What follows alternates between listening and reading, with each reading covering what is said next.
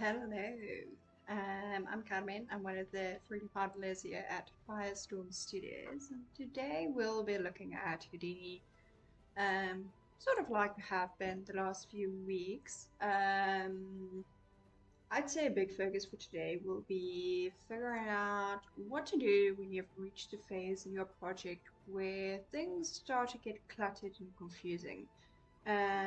Now, this would be relevant firstly in your own work, because as you do procedural modeling, you learn things, you try things, and things can get messy. Or also if you've gotten a networks from somebody else or are using somebody else's file. Oftentimes, when you're doing courses, um, you get a file, and yes, you can kind of figure out what's going on, but it's maybe not organized in a way that you would prefer to work or whatever it may be. So right now I've got some basic organization. Everything is named, everything works, that type of thing. But I think we can organize this better because I'm finding myself searching through this network to find the area I want to work on specifically. So along with organizing this network, I'm also going to be taking a look at adding these detailing at the top.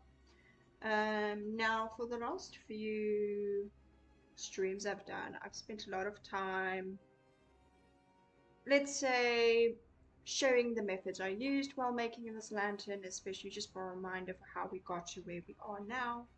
I'm happy to revisit those areas today if there's any questions or things like that. But for the most part, I'll try and push this a little bit further and also clean this network up a bit, because right now, as I mentioned, it's quite cluttered. I mean, I've got my ornament is down here somewhere. I've got a pillar randomly placed here, and it just makes it very difficult to find where things are. Now, is this a big issue? No, it's functional.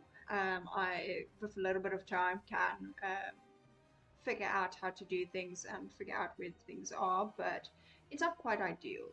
Now, another area where this is relevant is, let's say I make another lantern type object down the line. Maybe I want to reuse part of this network. Well, now I've also got a cluttered mess. So generally, it's advised to, let's say you've got your reference image. Quick disclaimer: this is not my work. I found it off Pinterest. I could not find the original creator. Um, but it was pretty and I wanted to create something similar. Not quite the same, but similar. So yeah, moving on from that, let's say I even made a building. Doesn't have to be a lantern. And I wanted to have a roof like this. Well, I've got one in my network somewhere.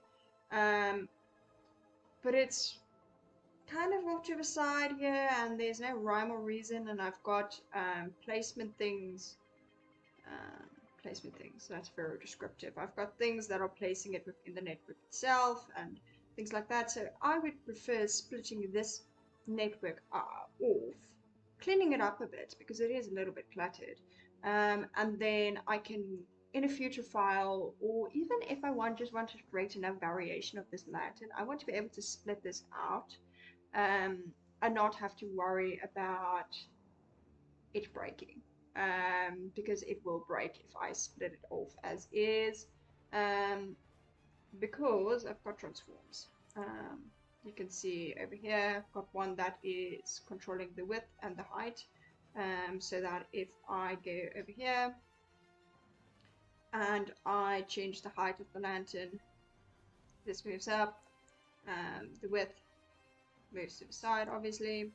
Um, the height pedestal doesn't really affect anything, so that's fine. And I've also got obviously a control for adjusting the roof height and so on and so forth. But you kind of see what I mean.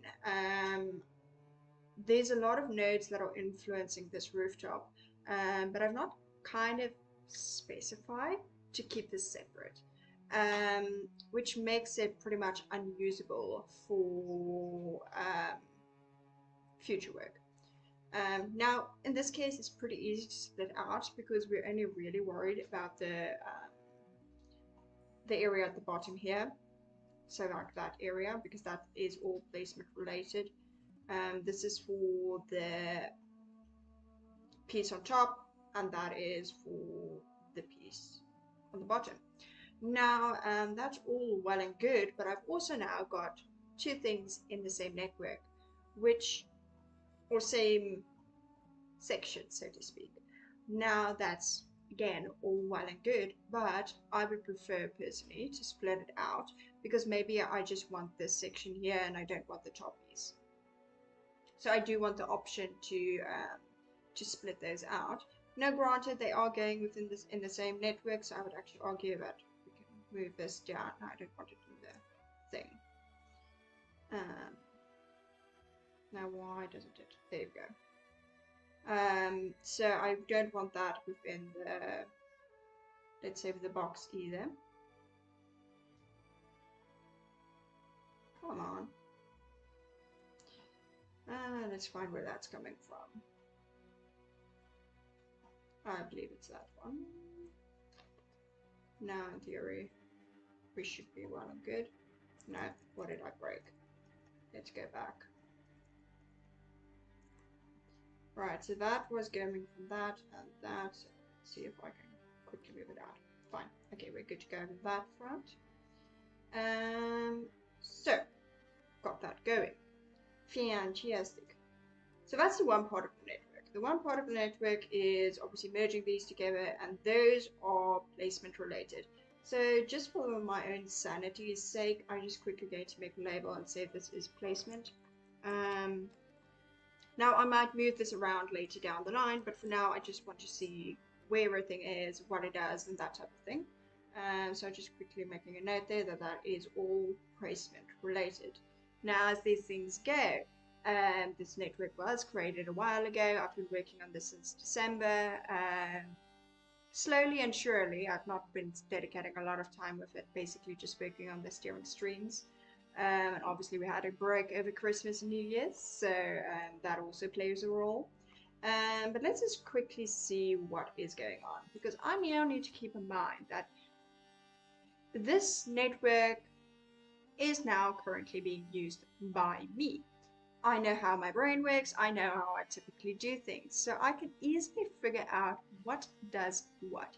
But let's say somebody else comes in and they need to work with my network. I now no longer know what is going on here. They don't know what they can alter, they don't know how I've done what I've done, what they need to change to make it work for their use cases.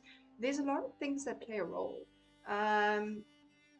So due to that, we are going to take a look at cleaning this up in a way that'll make sense for people down the line, or even for yourself down the line. I've opened up networks that I worked on 2 years ago. I could not figure out why or how or why I did things. So because I did not label things, I did not organize it in a straightforward way, and it was just a cluttered mess. I can even open up that file and show you guys, because that would actually be very interesting. So let's actually do that. Let's see. That is going to be that one. Just giving it a second to load.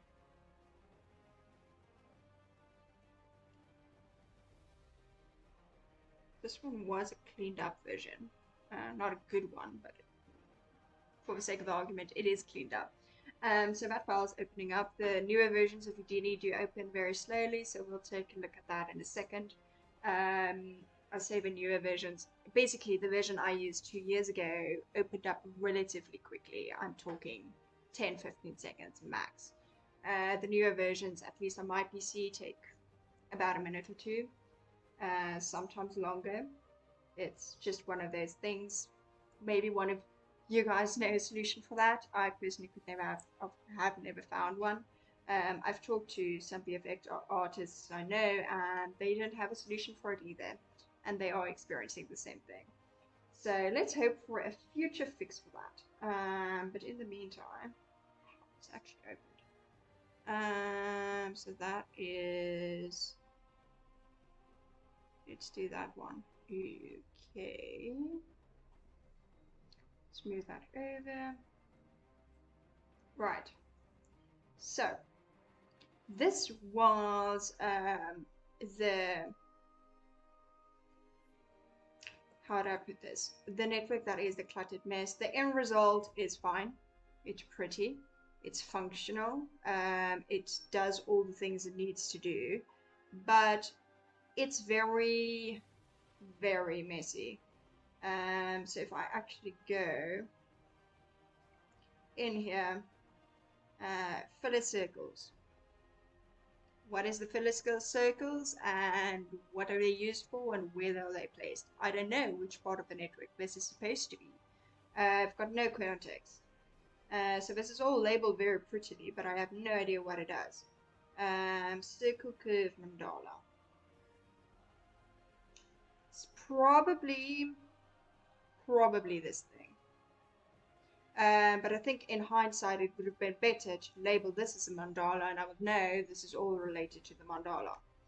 But let's see if I'm actually correct in that it is. And it's not even related to the mandala. So that's the problem with not properly labeling your things and knowing where it's coming from and what it's doing. Because yes, it is labeled, but it's not really labeled in a very logical way. I don't know what these transforms are doing. I don't know what any of these are. And because this does say mandala, but if I actually go into it, it doesn't actually look like a. Let's see. It's in fact labeled incorrectly because none of this is part of the mandala. So you see what I mean? Firstly, naming. Fix your naming, guys. Naming is very, very important. But secondly, organize your nodes in a way that makes sense. Because I've got a complete cluttered mess over here. And quite frankly, if I ever had to take pieces of this and use it in a different project, I wouldn't be able to. Because it's problematic to work with. I can't see what's going on there. So yeah, bottom line is we are going to find a way to make the network in such a way that we don't have to worry about opening it up in the future. And it's very important because otherwise this happens. Now one that is slightly better is probably my boat in theory. Because if we take a quick look at this, let's see if I can actually figure out. Now this is actually labeled correctly. I know this is the whole planks. So if I actually go and look at those, we can see this is our planks, all well and good. I've made it in such a way that I can see, okay, this is the controls for the planks. So I can adjust the planks over here, which actually adjusts the angle, I believe. Yeah. So bottom line is, do it in a way that actually makes sense. In this case, I know all the red nodes are control nodes. So if I view this as the distance, I immediately know all those red ones are things I can change. For the group range, let's see, let's actually view the final result. Otherwise, it's very difficult to see what's going on here. But if we go and look, I believe this should be the amount of planks. Yeah, that's the offset, I believe. Yeah, it's offset. So bottom line is I can come in and look at this down the line and be able to tell, okay, what can I change and what should I leave as is? Which is very important because you need to know what you can change and what will break if you change something. So I know for a fact that I can't change these guys because it might potentially break the race down the line. Now granted, I can test it and I can play around with it. But for the argument's sake, let's say the rest is do not touch. Mainly we are going to be focusing on control nodes so that we know, okay, these I can change. It's labeled. I know exactly what I'm changing when I look at it. It's all well and good. Now, this is great, but I would potentially organize this a little bit differently for our current project, which is the lantern. So there is that. Fantastic. Okay, so we've talked a bit about why I would want to change things and all that type of stuff. So let's actually get into how are we going to change things and how are we going to make it in a way that makes sense. So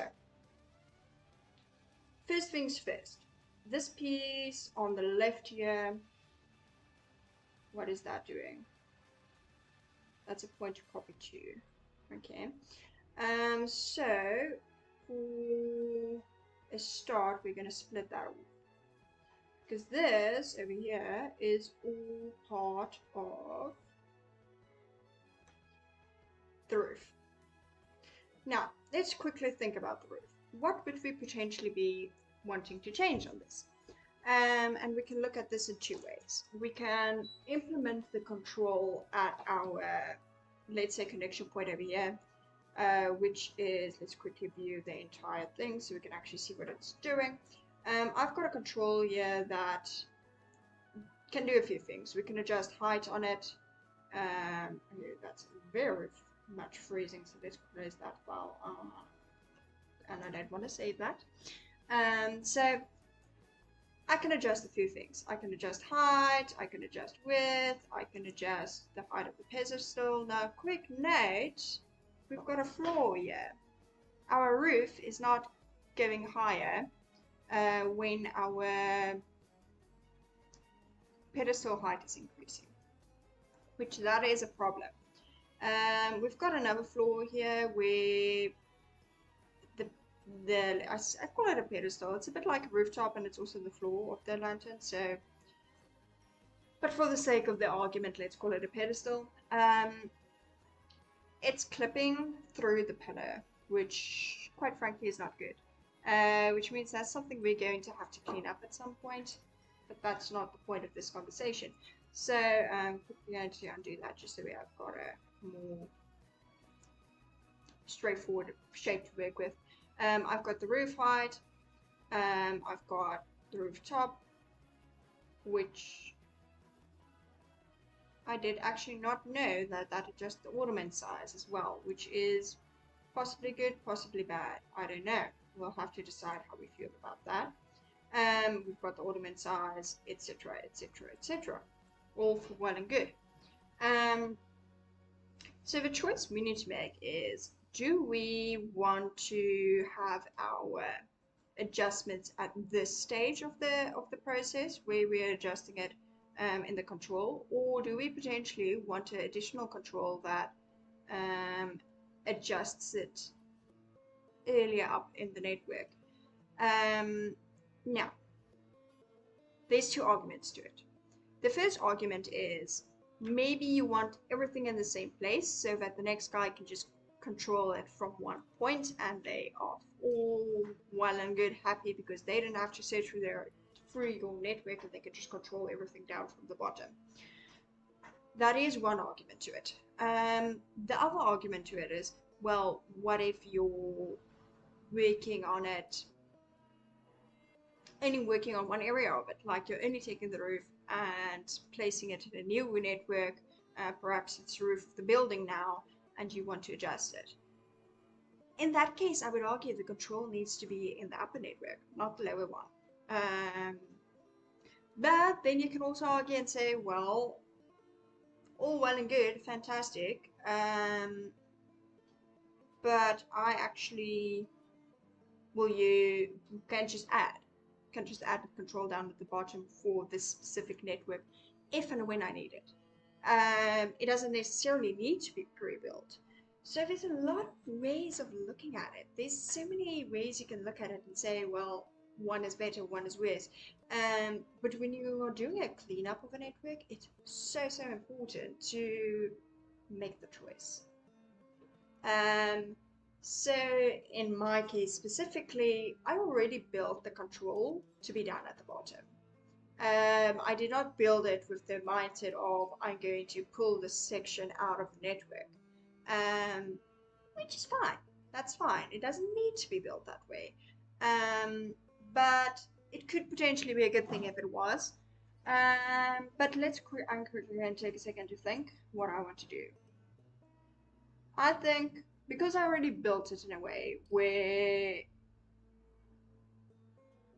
it's connecting up at the bottom and I don't really want to change that. I'm going to leave it as is.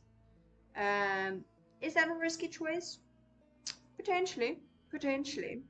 But I do want the option to split this out later down the line. That part is very important to me. I do want to be able to use this in different networks. So that I do want to do, and I think I've got the knowledge to implement a new control in a new network should I want or need it. So I'm going to leave that as is. Now, let's take a quick look at the different aspects of this. Right now, the length is controlled by the roof height, which, if we go and look at the control, if I change the roof height, this line increases in height. So that is procedural, it works well, it's fantastic. But the problem I have is, should I ever use this in a new network, this is going to break. So I would actually argue and say this needs to be a different place. Probably at the... Is at the end of the network a proper place to put it though? Because the problem if I put it at the end, problem is if I put it at the end, I'm going to run into a different problem. Because it will influence the way my curve works. Anatomy for Sculptors by Aldous Sarens. Very good book. Anatomy for Sculptors is a very, very good book. I do not own it, but I've heard very good things about it. Highly recommend. So yeah, let's see how are we going to approach this. I'm quickly going to do a test. So the control that is coming from the control down at the bottom, so let's quickly void that. No, we're not quickly going to void that. We're first going to create a duplicate before we make this change, because I don't want to break my entire network. So let's create a duplicate. I'm going to place this down at the bottom. I'm going to open that up just so we can see what's going on. That's getting merged down here. That's fine. So this one is going to be my changed one. So let's just quickly minimize that so I don't have to look at it. Okay, so that's going to be the line, and I'm quickly going to break that and turn that into one and delete. What's of reference in this? Delete channels. Delete channels. I'm going to delete channels. So that's going to be a default of 1. We're creating an attribute. Hello Zisa, how are you? And then I'm going to do what? Okay, so that's a normal, that's fine. Let's just say attribute normal, n for normal. Resample, what does the resample do? Let's quickly see. It resamples, but it also gives me a curved U. So let's say, what are we gonna do? Let's say resample, but also say curve U, so we know we're getting a curve U from it. Fantastic. The sort is reversing the point order, because if we quickly look, that's 0 at the top, but if we flip it, that's 10 at the top. Now the reason I did it this way, it's not necessary to do this, but the reason I did it this way is if we look at, let me quickly do that and get rid of the point numbers and so on. I want the point at the top so I can copy things to it. But I also wanted the option to change the amount of points I'm getting from the resample. Now, the copying to points, which is what this is doing, I'm copying this geometry to the point at the top of the roof. it's copying to a number, which is dangerous because numbers are not constant. So if I add points to it, it's not no longer going to be a 10 at the top, it's now going to be a 12 or an 8 or a 5. It doesn't matter what the number is, but it changes. It's not constant. So what I ended up doing is using a sort to flip it. So basically, if we look at the sort and we look at this and we look at the numbers, oh well, it's upside down. Fantastic. Let's just flip that back around. If I now, I wonder if I can template the numbers as well. Possibly. If I change the amount of seconds, you'll see, now granted I don't know how well this is coming through on stream, but there is a 0 at the top here, take my word for it, and there's a 17 at the bottom, but the 0 stays constant because the way I'll answer that question in a second. The way Houdini is programmed to work is, especially with lines, it goes in, it counts, right? So it goes 0, 1, 2, 3, 4, 5. It doesn't go 0, 5, 4. It's not random. It does have an order to it, right? The problem is, if each time I add points to it, if my 0 is at the bottom, my number changes at the top. So now I can no longer copy to points at the top. So it's not ideal. It's not the best way of doing things. So I used a sort to basically flip the order of the numbers. So now my 0 is at the top instead of the bottom. And if numbers are added to it, my 0 stays constant at the top. Now granted, I don't need more than 10 points for this, so I just keeping that at 10. So the sort is reverse point order. Or point, let's say point null. So I know what that's doing. Right, so, hi, how much time will it take to learn Houdini to make environment stuffs in Houdini for games, especially for high quality games? So, that's one of those things that I'm always, you're going to hate me for this, but it depends. If you're learning on your own, it's going to take significantly longer than when you are following a course, and I would argue and say for environments specifically, it's very, very tough to learn from YouTube. I've tried it. It did not work very well for me. Now, having said that, doesn't mean it's not going to work for you. It might work for you. But I had a very, very tough time learning Houdini on my own. I had a mentor that did basically what I'm doing now, but where he would, okay, I would ask a question, or I would say, I want to create this, and he would show me how to do it. So that's a bit different. In this case, I'm deciding what to create and show you guys, and you can kind of see my process of problem solving and so on. But that's the best way to learn. I found it's even structured courses. They just give you the solution. They don't show the process of how they got to a solution, which I would argue and say that kind of takes half the learning part out of it. But having said that, let's say the first approach would be YouTube. The second approach would be doing a course with somebody like Rebelway or one of the others. The easiest way is through a course. The easiest way is through a course because they take you from the basics to all the way to intermediate, or from intermediate all the way to advanced. Regarding how long it takes, and this is where the it depends part comes in, there's no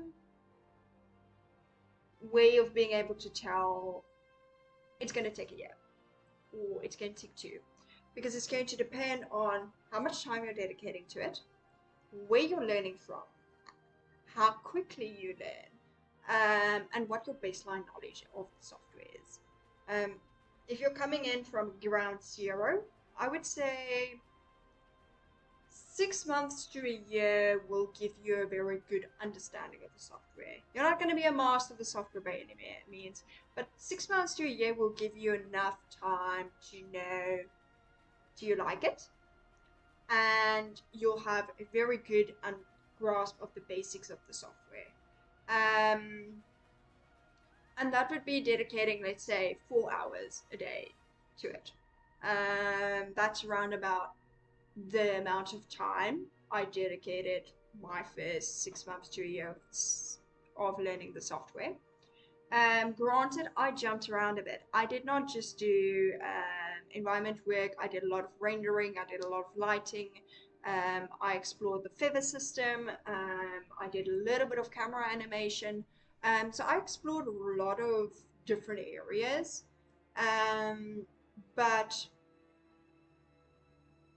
those are all, in fact, relevant to creating environments. I also explored height fields, the tree system well, the system for creating trees. I'm not. I'll have to go back into my files. I'm not sure what the nodes are called there because this was a good 2 years ago. But that's all well and good. I see Houdini like programming with visuals rather than codes. Yes, 1000% yes, and that's where it gets interesting. The Houdini as we know today, let me start from the beginning. I'm talking in circles here, but the, I learned last week, literally last week, or it might even have been early this week, but I think it was last week. The Houdini as we know today is not the Houdini that it was back in the day. And I'm talking Houdini came out around the time that Maya and ZBrush did. And fun fact, Blender is older than Maya, which is crazy to me. But that is also something I recently learned. I learned it from Pat, who's also a streamer here at Firestorm. We had a really, really interesting conversation about it. And but yeah, getting back to Houdini back in the day was pretty much solid coding. So we that are coming new into, well, those of us that are coming new into the industry are having a lot easier of a time learning the software because we've all got this visual side. Now we can dive into the coding side. Now I have very, very limited coding and programming knowledge, but which is not a good thing, by the way. If you want to learn proper Houdini, it's good to know coding, because it does open up so many other areas you can explore. For example, I use a lot of attribute VOP, but you can do that with, what is it called? What is it called? It is attribute something. I think it is that. It's not attribute, is it? Attribute wrangle, I believe. No. It might be just a wrangle. It's something wrangle. Attribute wrangle. It is attribute wrangle. And there you can code in Vex. Now, for example, the system I have now, and I'm going completely off the rails here, but the system I have now is created in VOP. But when I learned this technique from my mentor, who was Brian Bentley, and he showed me two ways of doing this. He showed me the coding, which is his comfort zone. He can code. So he showed me the method of coding it, and I can probably find the code for you guys, so I'll do that in a second. But I can't do it independently because I don't code. But bottom line is you can do it in two ways. You can code this, or you can use the visual side, which would be this. Where you use a displacement, you need a point value for it, you need normals for it, you need a ramp for it, and you need curve view. So you can use this same elements, but do it in code. And I'm quickly going to open up a file so I can show you guys what that code is, just in case you guys are curious about it. For those of you that know coding, you'll be able to understand the code better than I can. Now I've used a little bit of coding in the last while, mainly Googling and altering the code to suit my needs, because that part I can often do. If it's a really simple code, I can alter it to suit my needs. Obviously, if it's complex, well, I'll be doing it in VOP instead, because VOP is just my preference. No, that's not the right one. Let's quickly move over here. Right, so let's switch our screens. Now, there's a of you that have been here earlier, you'll know that I've got a complete cluttered mess of a node network here. So we're quickly going to have to figure this out. Yeah, here it is. Here it is. So the coding is this. That is the code. Now, I did not code this myself, so I'm not going to take credit for it. My mentor told me this is the code to use. He explained the logic behind the code. He explained what everything does. But this was, again, a good 2 to 3 years ago, so I quite frankly do not remember everything, but the part I do understand would be, obviously I know what a mask is, I know what a float is, and then obviously points are, at point would be referring to points, at n would be referring to normals, distance is obviously distance, so I wouldn't be able to give you this brilliant explanation of what everything does. But I do have a rough understanding of what it does. And if we go into my boat here, there is a place where I actually had to auto code, which was somewhere. That's very descriptive. It was somewhere. Let's see.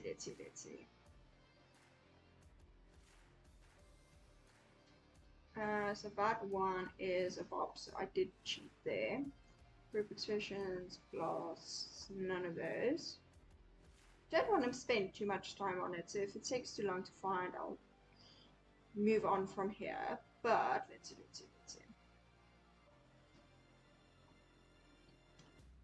Might have been plank angle. It is not plank angle. Come on. It's not the group range. It's not attribute block.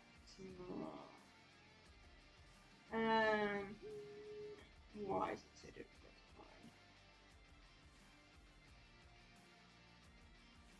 find? I'm aiming to build an RD3T level environment on a smaller optimized AAA scale. I'm already working with C++ and Unreal, learned ZBrush, now learning Maya for rigging animation and hard surface. With Substance Painter and Marvelous Designer next, I'm also curious how AAA comp games handle procedural environments, roads, and muscle systems for characters and animals. Thinking of adding Houdini to my pipeline too. So. Let's quickly go and find a course for you. It's not cheap. It's one I'm eyeing myself. That is the downside. Houdini is one of those softwares you can't really cheat at. If you want to know proper workflows, you need somebody that is willing to share what the proper workflow is. And unfortunately, those don't come free. It's just one of those things. So let me just quickly find that. It's going to be somewhere. Let's see.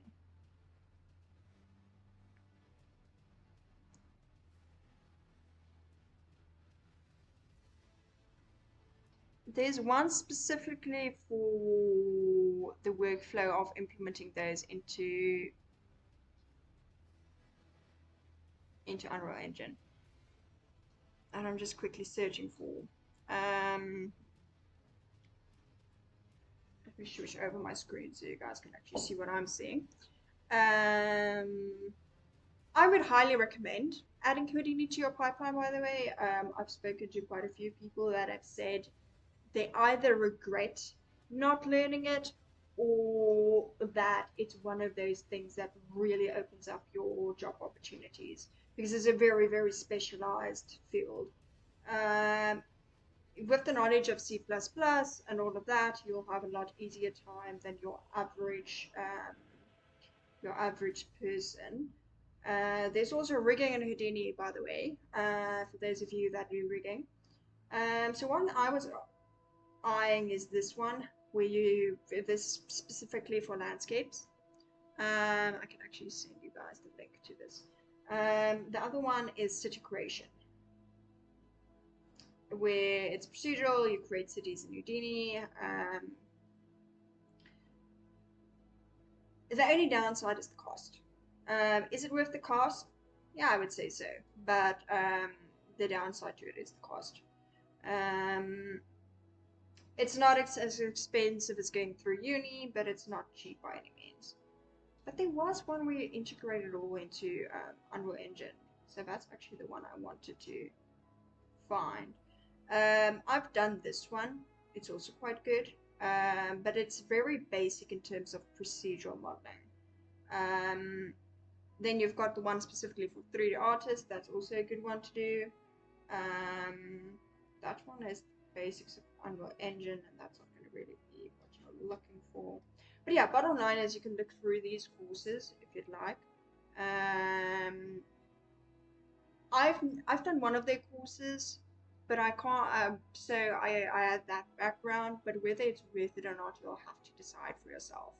I've heard very good things about their courses, but again, I can't with a clear conscience say, go pay this. You know what I mean? Because it's not free. So yeah. But bottom line is, this is something you can potentially look at. There are things on YouTube as well.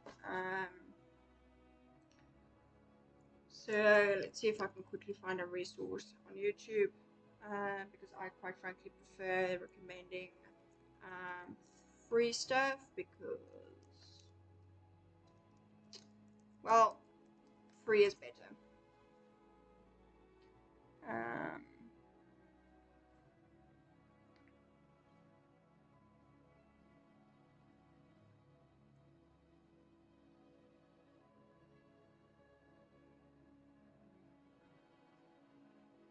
I think this one is not bad. Let me send this one. Let's see. Share that one. I'm gonna copy that link. This is, I don't know, I'm not sure how to share a playlist, but this is part of a playlist. So let me quickly switch screens here, etc. So that's that one. Let me quickly do that, and then we can look at. Come on.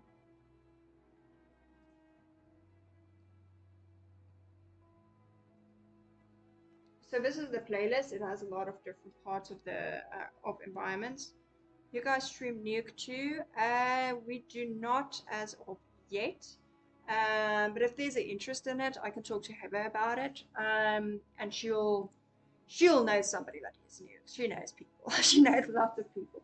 Um, but yeah, so this was the playlist I sent in the chat.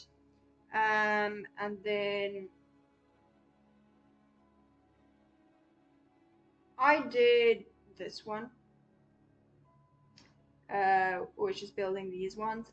It is procedural. It's not as procedural as I learned it from my mentor or learned procedural modeling from my mentor, but it is still procedural for the most part.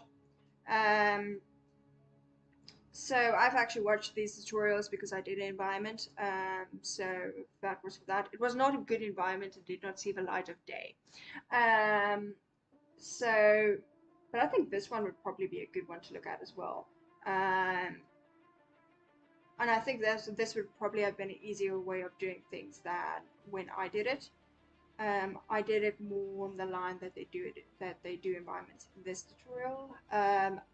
But now looking at the time when it was posted, it probably wasn't even uploaded by the time I did environments or did the environment. So be that as it may. So moving on. But yeah, regarding what we do stream, we stream a lot of ZBrush. I personally do not. I'm not the best sculptor. It's also not my passion. It's too creative, not technical enough for my liking. There is a concept art and illustration here streamed by Peter Ocampo. ZBrush is streamed predominantly by Heather. And Pat also streams ZBrush. I do Houdini. I would probably be doing Substance Painter at some point as well. And then we've got, what else have we got? We do sometimes have Substance Painter as well, which I want to do, but also have it as Substance Painter. I don't think Pat really streams Substance Painter. And we've also got, what do you call it? Maya. We also sometimes have Maya.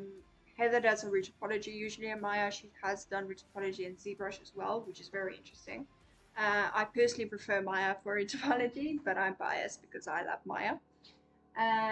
We do not currently have Blender. We do not currently have Blender. We don't have Nuke. We also, what is the other software? DaVinci is another software that gets used within the studio, but we don't stream currently. So that would be a possibility as well.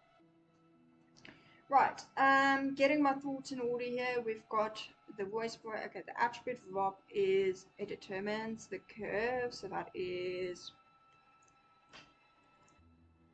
let's say rooftop shape ramp. And this is something we can alter, so I'm quickly going to change the color to red so I know this can and should be altered. Alright, so the join is just doing what? Join is... What are you doing?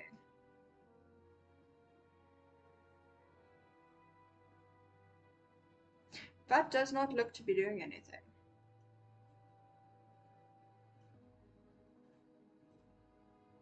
Let's void that for now, and this is why you should clean up your networks, mind you. Because obviously if you have nodes that aren't really doing anything, they clutter up your network. So this is attribute create, and this is the roof. So this is basically, so let me visualize that, because that's going to be easier to visualize than to just explain. So last week, I say last week, on Tuesday we actually discussed this, but I really struggled with finding a procedural way of selecting every second face, because what every single one of them would do is, let's change that to 3 so we can see, is they would do that. I could not find a method that would select all the vertical faces, but just every second row or column. So I really struggled, and I actually found the solution in a Rebelway tutorial on YouTube. And they used this method. They did not demonstrate in this type of shape. They demonstrated it on a grid and on what do you call it? Grid and what was the other thing they used? A torus. They used a torus. But I kind of figured out how I could change it to work for my use case. Now, I was struggling to figure out how to select every second one from beginning of December. And it really bothered me that I could not find a procedural way to do it. Now, in some cases, you kind of have to take a step back and say, well, this needs to be done, and you just manually select it. That does happen. But I really wanted to have a procedural way of doing it. So, be that as it may. I've since then figured out how to do it with group by range. So I can take a moment to show you how to do that as well, because the advantage of group by range is you can alter it in an easier way. Because right now I have to go in and I need to type 3 or 4. Now what this is basically doing is it's selecting all the even numbers, or all the odd numbers, and they're splitting the even and the odd numbers away from each other. In a way, that's the easiest way to explain it, because if we actually go and look at the point numbers, you'll notice that this one is 92, that one is 93. This entire row is odd numbers, this entire row is even numbers, and so on and so forth. But be that as it may, the problem with this method is I need to manually type in the value. And I can only go up to a certain number. This won't change even if I use a group by range, but it is something to keep in mind. The problem is the number of edges you have in the revolve, because the revolve is just basically taking the curve and then revolving around it. We took on Tuesday, was it on Tuesday? Was it last week? It might have been last week. We took a quick moment to look at what the names for the deformers in Blender and Maya are. I have a brain of the goldfish, and I cannot recall what the names of them are, but I believe in Maya it's revolve, and in Blender it might be a screw potentially. It might be. But it's what is one of the deformers. You can do similar with curve in both Blender and Maya.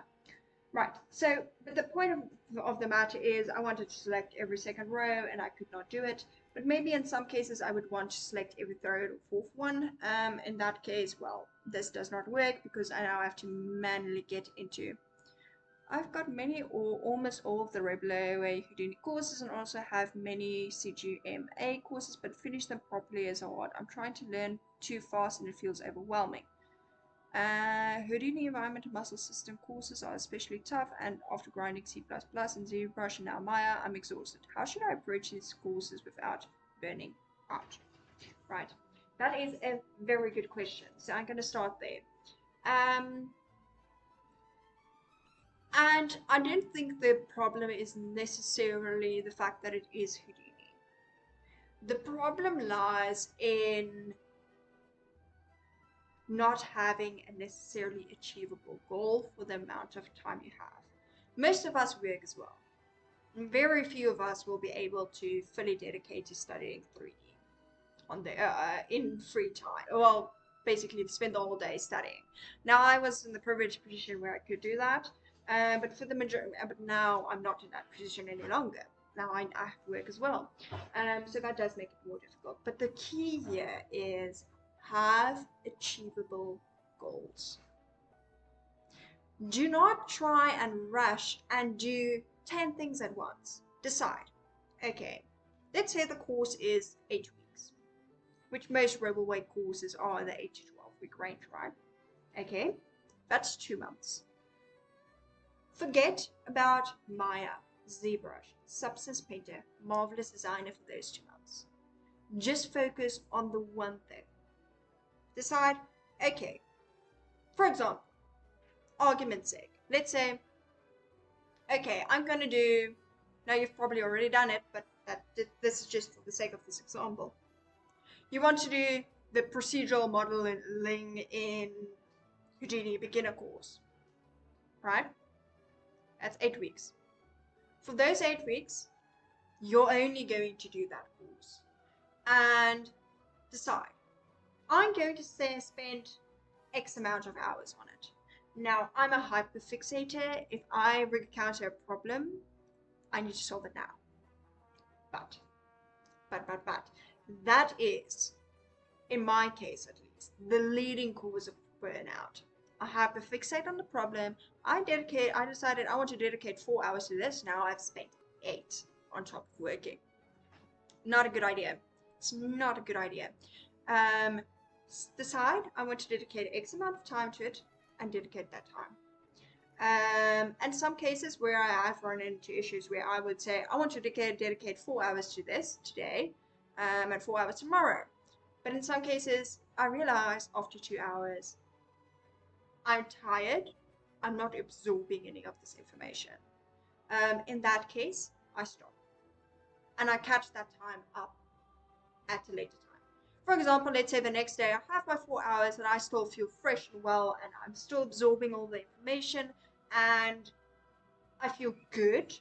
And I do take a moment to check in with myself and think to myself, am I hyperfixating on this problem or am I still enjoying it and I'm learning something and I'm very enthusiastic and I'm high energy and I want to do this? In that case, catch up on that 2 hours you missed out on the previous day. Now, we all love 3D. We all love doing what we do. But at some point, you do have to make the choice and realize, well, I can only do so much. And that's okay. Now, by that, I don't mean be lazy about it. Don't be lazy about it.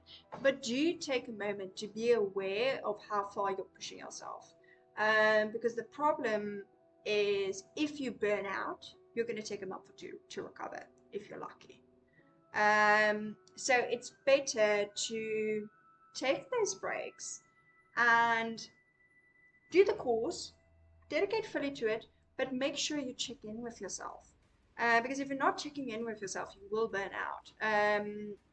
I very nearly experienced that in December because I was working 12 to 14 hours. It was fully crunch time.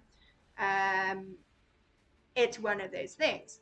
But the problem was, I then had 2 weeks off. I completely crashed. I completely crashed. Now, it was necessary, but I completely crashed. The problem was, by the time I was done with the work and it was all well and good and clients were happy and all of that, I was with nothing for those 2 weeks. I didn't even open up my PC. The initial plan was to complete the project and then spend my 2 weeks off learning new skills. I was planning to do a course in Houdini in that 2 weeks and learn things so I can teach you guys more things. But I couldn't do that because I just didn't have the capacity for it. I completely crashed out. Um, so don't do that. Now, in my case, I didn't have a choice, right? I didn't have a choice. The deadline was at X time, and the fact that I was burning out. If the deadline is at X time, I'm one of those people. I would rather not sleep than not meet a deadline. So that was a factor. But if I'm talking about learning a skill, never do that. Never do that because that's going to steal your passion. It's going to steal your will to do anything or to learn anything.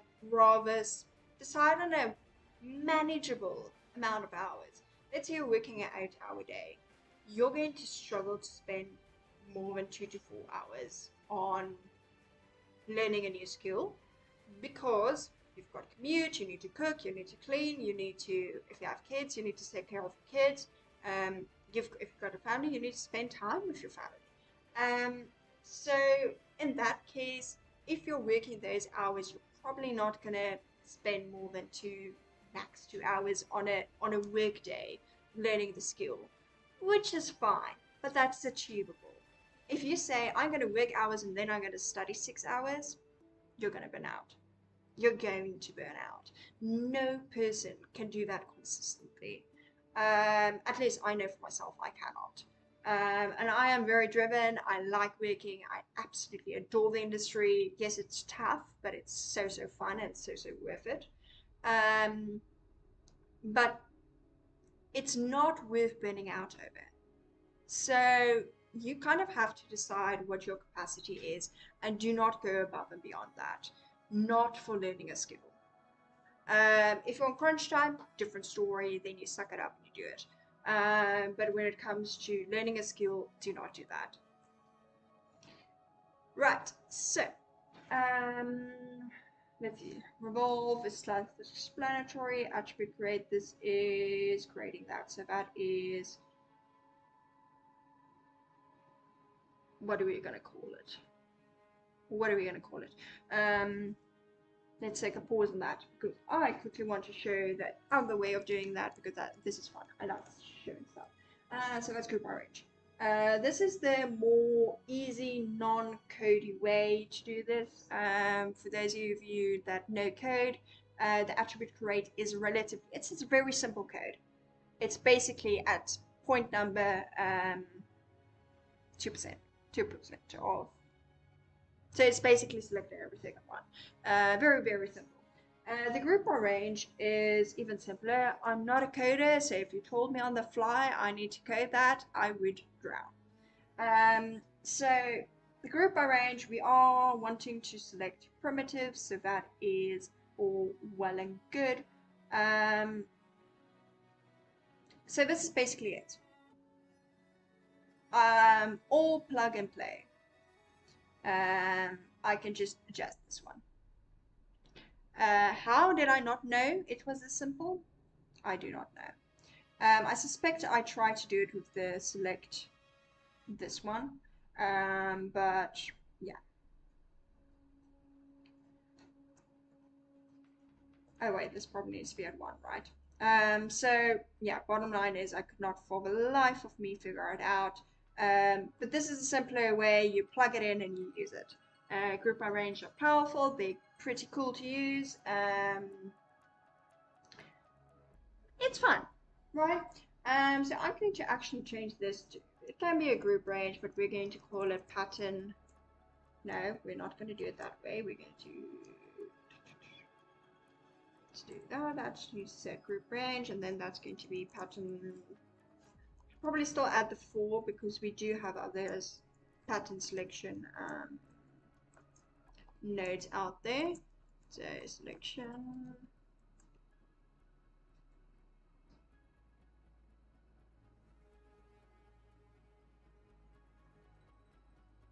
Okay, I'm 17 and after March 11 I can study around 15 hours daily plus 2 hours for math and physics. My goal is to create an indie game with truly AAA quality better than what most small studio teams achieve, and maybe start a studio later, but I'm confused about how to speed up my learning while still improving quality. How should I approach this? You're going to hate me for saying this. Do not spend 15 hours plus 2 hours on math and physics learning this. Do not. Why? You're not going to retain any knowledge of it. You're not going to. I promise you, you will not retain the knowledge of it. It's better to spend max 10 to 12. Absolute max. The reason for this is you are, I can guarantee you, going to burn out if you're spending 17-hour days on learning this. Because, well, no, wait. Yeah? It's 17 because it's 15 hours plus the 2 hours of math and physics. You're going to burn out. I'm sorry, you are going to.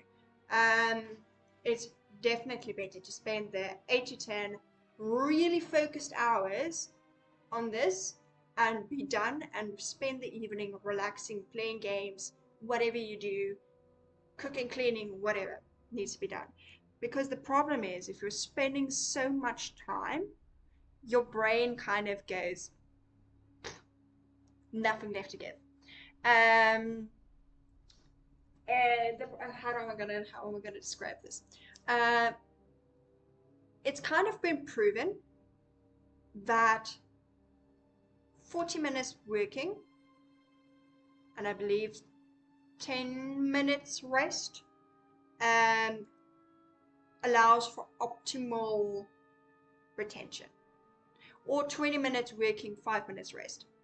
But yeah, point is, if you're not going to take breaks and you're going to spend all of that really trying to focus and work on this, you're going to burn out, and by the time you've done that for 6 months, you are not even going to want to hear the word 3D.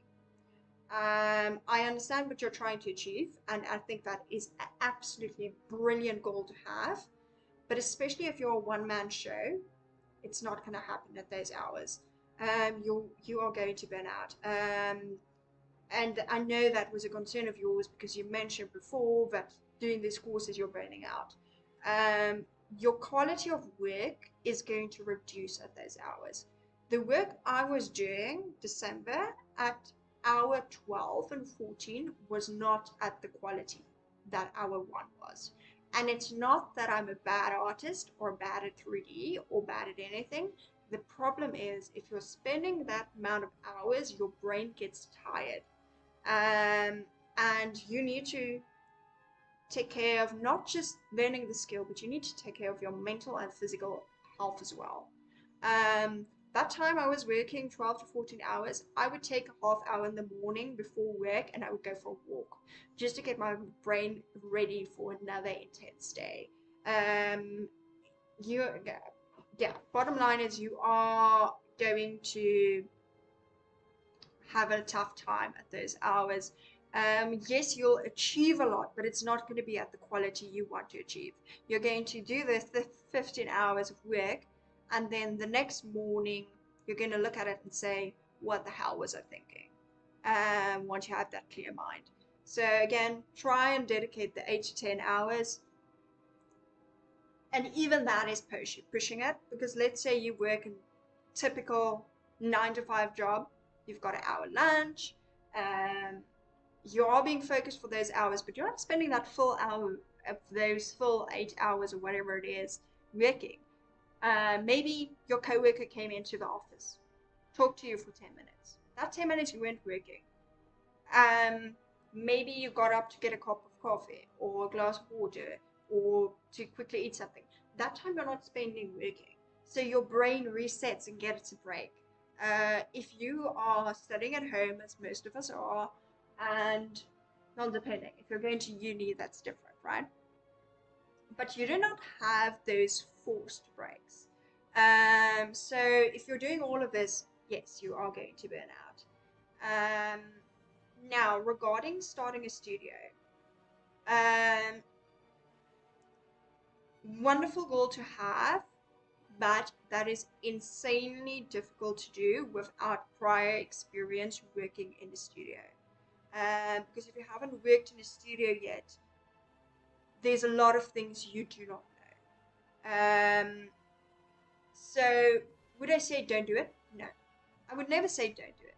By all means, do it, but think very carefully whether it might not be better to first work in a studio, see how things are done, and make notes of the studio work in this and this and this way. But when I have my own, I want to do that, this and that differently.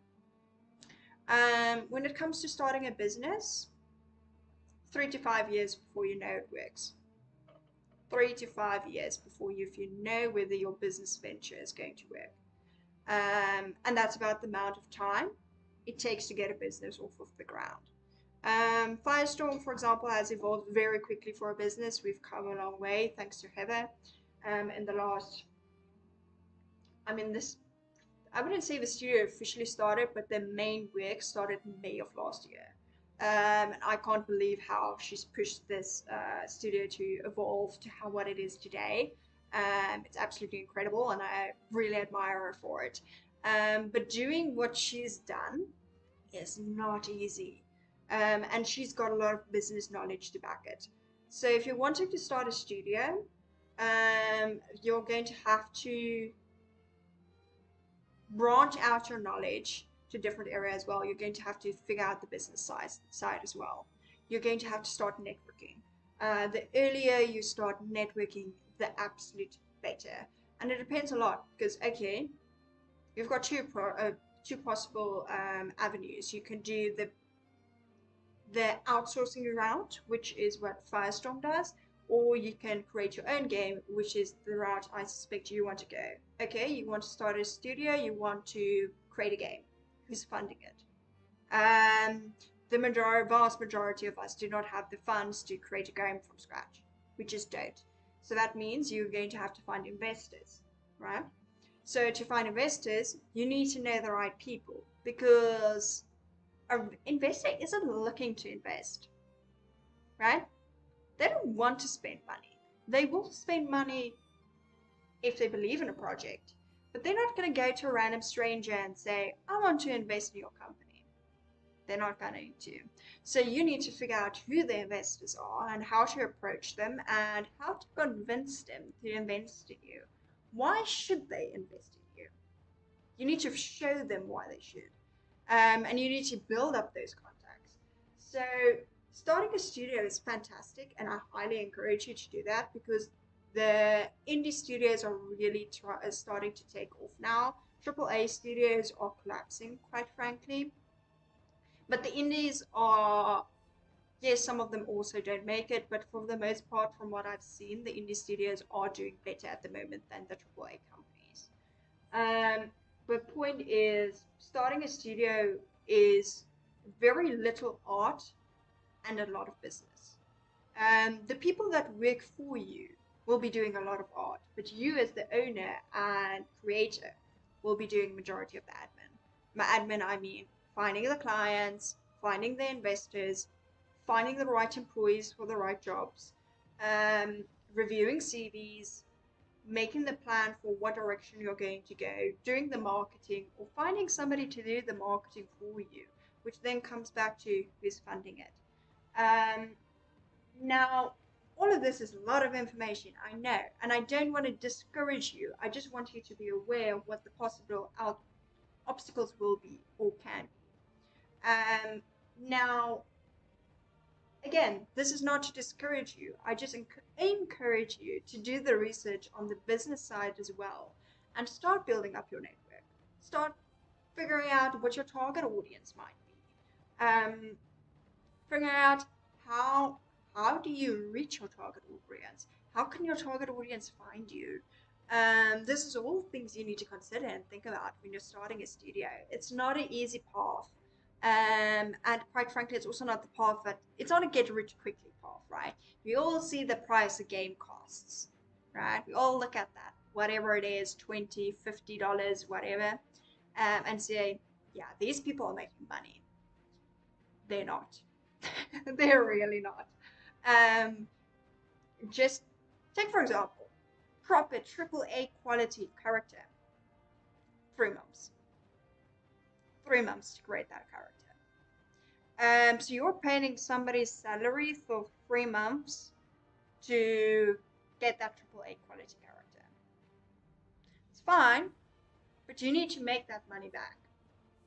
So I think what I would personally do, now I don't have the goal to start a studio, but I do kind of have the background information of having run a business. Um, wasn't 3D, but I have run a business before. I've seen what it takes to find your target audience. I've seen all of these things and what goes into it. Um, and I've seen Heather's process of starting Firestorm. So I've kind of seen the process, and of course my dad is also in business, so I've gotten his insight as well. But point is, it's not a straightforward path to start a business, and I would highly, highly encourage learning the industry and learning proper workflows before you dive in. And you can do all the courses you like, but only to a point. At the end of the day, you need to get your practical experience. So that's kind of my thought process of it. And I've rambled on forever on this, so sorry, guys. But yeah, you get what I mean. Now again, this is not to discourage you. I promise you, this is not to discourage you. I just want you to be aware of the full picture. And I've also not mentioned everything, but this will kind of give you a baseline for things to think about, things to consider, stuff like that. But I'd say the main takeaway is be careful about spending the 15 to 17 hours studying and working. You are going to burn out eventually. But yeah, free for you to know if you have, well, to let me know if you have any further questions on that. But I'm quickly going to dive back into the procedural modeling side. But questions are highly encouraged, of course. Right, so moving on. We've got our pattern selection, which is brilliant. We've then got a group by attribute. So the group by attribute is just to create groups for these selections that I've created. So in this case, I have shown you guys how to do the group by range. But having said that, because I've not built this network around it, I'm not going to implement this right now. So I'm just going to keep it at the attribute create, which is the roof. Actually, I say that. But if I use the group by range, I've now got, I wouldn't say a solution, but I can actually remove my group by attribute because this already creates a group for me. And I can just make sure to keep my naming the same. So I want the group prefix to be roof extrude. So I'm going to copy that and do that. And then in theory, if I plug this into that, it does not work. Or does it? It does not. Okay, let's quickly see what this is doing. So the top point is 0, so that is the one I mentioned before, which is related to the sort, right? So this is for the sort. We want the 0, which is at the top, because we're using this down the line to copy to. Now, having said that, if I were to reuse the network, would I want to have that? Possibly. Possibly, because this doesn't close up at the top. We can change it to do, where is it? There it is. We can change it so that it does close at the top. And actually, I might do that. Because I don't technically need a gap in the center, do I? No, I do, because the reason for that is if I then go to the merge and quickly get rid of that one. Oops, that one. No, it's this one. If I quickly get rid of this one, oh, it's actually not a problem. Is it? No, I got rid of the wrong one. Sorry, guys. Let's see. So that's that. That's flower. I thought I created a duplicate for this because I did not want to break it. I've not created a duplicate for this, so that is not good. But anyway, we're gonna work with it. Right. Point is, I was worried. Oh wait, here it is. It is. It's just minimized. I wasn't looking what I was doing. Right. You see, that's the problem. I've now got a gap. So that was why I didn't connect it up to the top, because then it's too sharp and it just looks wonky. Now I could counteract this by adding. Does this have handles? Yes, it does. I could counteract that, but by changing the shape at the top a little bit. But that is very, very ugly at the moment. So we'd have to change a bunch of shapes. And I can also change the shape of the roof here if I wanted to, which is very, very fun to play with, but I'm getting very sidetracked here. So let's do that. And let's leave it at the slight gap at the top. Just because of how I'm doing things. Now, how do I put this? This is going to be one of those areas where I need to make a choice again. Houdini is all choices. You can change everything, but you need to decide what you change and why. Now, in this case, I can decide, well, am I going to put something on top in the future? Possibly, possibly not. But because I've got this control in place where I can adjust the shape, I'm not too concerned because I can decide down the line whether I want to close it up or not. So in this case, I'm going to leave that as is. I still do not know what the join is doing and why it's there. I suspect it was part of another network that I copied across. So in this case, I'm going to take a risk and I'm going to delete it.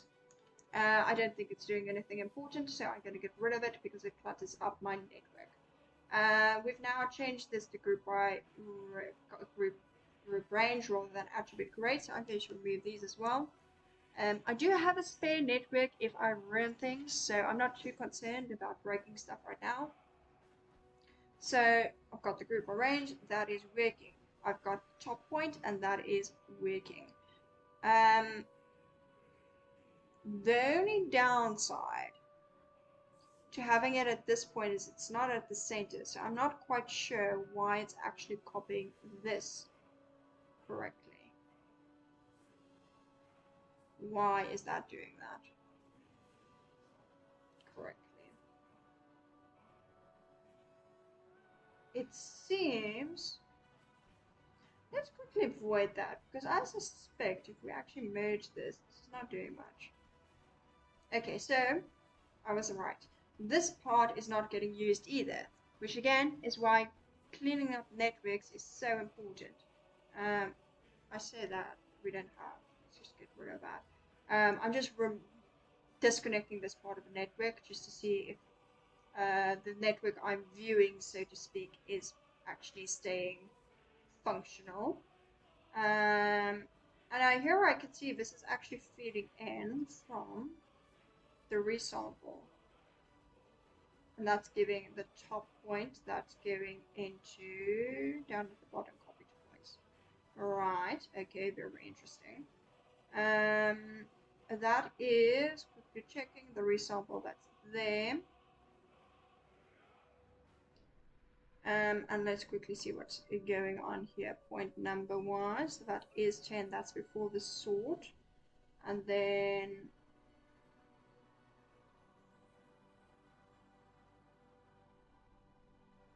let's see if I, instead of doing that, connect this up. Let's quickly view that. Right, so that indeed did break. No entries. Right, because we've not got a point number specified. That's a downside of destroying networks, right? Sometimes you do break stuff. So, let's see, what are we gonna do? What are we gonna do? We can, because we've done the sort where it's reversing the point order. I know 0 is always going to be at the top, so I could, in theory, instead of doing group, I could probably, can I do that? Specify to do that? No, no, I cannot. Let's think how we're going to approach this. How are we going to approach this? I think what I'm going to do, because I don't really want to, let's still use the group range. Or I can take my group and do it earlier in the network, because the main problem I'm having is if we view the curve, or actually the revolve, because it's easier to see, my top point, the one that would be 0, is no longer in the center of the world, which is not ideal. We always want to work in the center of the world. That means if I copy the ornament on top to this network, it's going to copy onto the 0 over here, which is not ideal. So what I'm going to do is I'm going to move this group up. No, not like that. And then I'm going to make it visible again, and that's going to go to that. Now this is granted still broken, but we'll fix that in a second. So we've now got a top point group, and that is that one. That's all good and well and good. And we've not got, we have got a top point specified. Why are you broken? Okay, it's not broken. I was the node had basically just not updated. So that's all well and good. Now in theory, if I move down, this should be at the center again. So that's all well and good. So I'm quickly going to label this. This is a group. And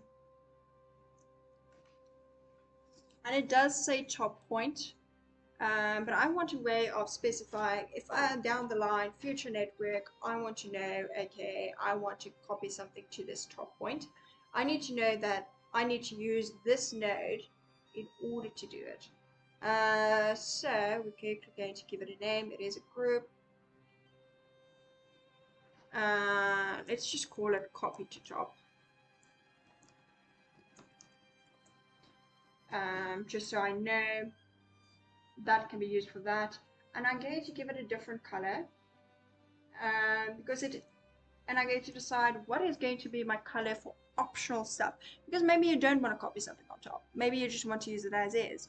So I want kind of way to specify that that is happening. So I'm going to make that color, and I'm also going to give it a different shape. Hello, how are you? Let's do oval. Why not? Oval means optional, and I'll make a note somewhere in the network that basically at the top of the network saying that the purple ovals are optional stuff, and then well, they're all optional, right? But that's something you can utilize to implement in your network. And then the red stuff are parameters you can adjust. So this isn't a parameter adjustment. It is something that it's information or data that can be used. Now, Houdini is built up of data. Everything is data. Normals are data. Points are data. Everything is data, basically. So that's just the data you can potentially utilize. Right, so then we've got the rooftop shape. That's all well and good. The roof revolve. That's fine. We've got the pattern selection, and this is again a parameter you could change. I'm going to make that red again. No, I've got the wrong thing selected. I've still got the revolve selected, so let's quickly undo that. That's going to be red, and that's going to be round, keeping it consistent, right? So that is that. And then the extrude is again something that can potentially be changed. As you can see, it's been broken. So why is it broken?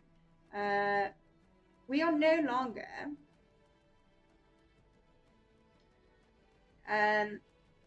we've no longer got the, because okay, started from the beginning here. For those that have been here the entire time, you know that we used to have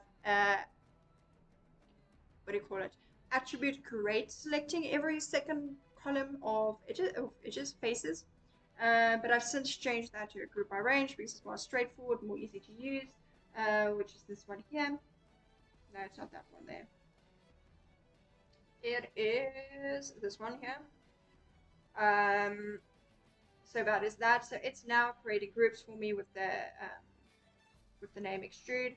If we view it, we can actually see what it's selecting. So if I change this up, you can see it changes its pattern. All very fun and well and good. So now I no longer have to specify that it's roof extrude 0 because we've got a group by range. So I can delete that.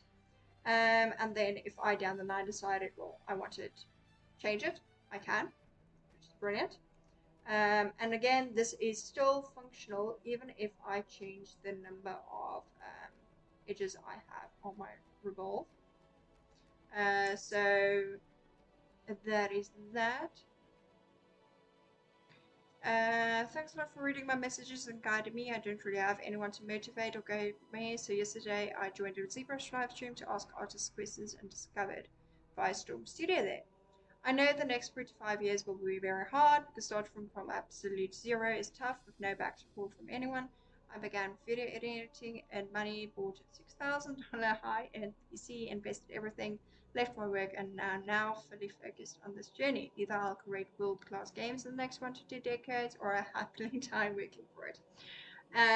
Please don't die. I absolutely love to see you so enthusiastic about this industry, and don't lose your passion for it in the process of learning everything you need to know. Regarding people backing you, we're here to back you. We're here to support you. That is what Firestorm Studio is all about.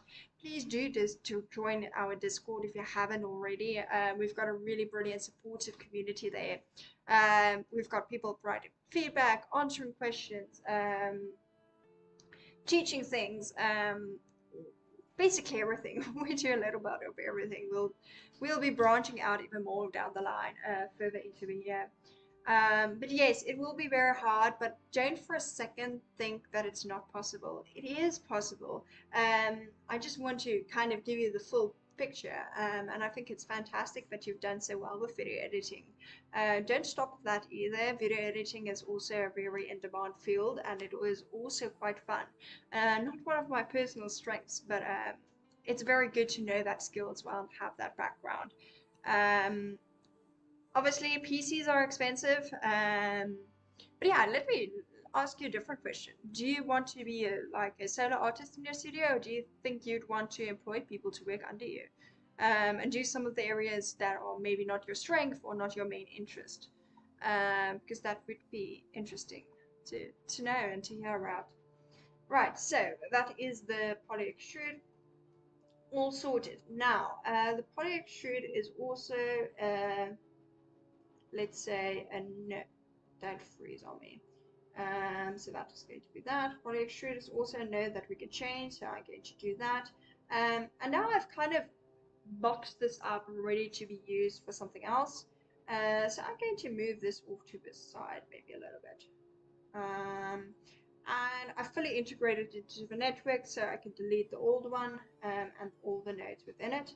And you can kind of see how cleaning up a node network is very useful, because we've had what, 1, 2, 3, 4, 5, 6, 7, 8, 9, 10, 11.